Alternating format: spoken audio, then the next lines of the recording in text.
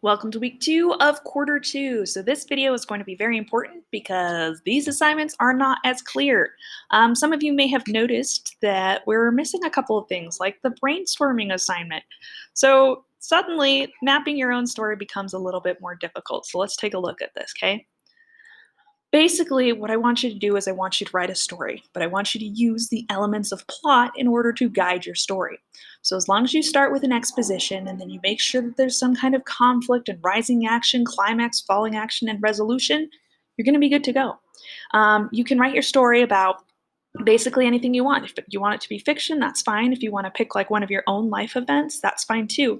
Um, just make it entertaining. I mean, I get to read them, so as long as they're fun to read, that's really what we're looking for. And then making sure they have each of the elements. So that's for that mapping your story. I know that it says use the pre-writing assignment, but we do not have the pre-writing assignment. So let's look at the next assignment. This is the first draft, okay? So if you open up the essay instructions and rubric, not that one, this one. This tells you everything that you need to know, okay? So it's 500 to 1,000 words. That's how long it's going to be. Make sure it's double spaced. Make sure that you have correct sequencing events, dialogue, description, writing correct conventions. This is going to be your big assessment score, okay? This is going to be the one that kind of decides whether I get an A or not.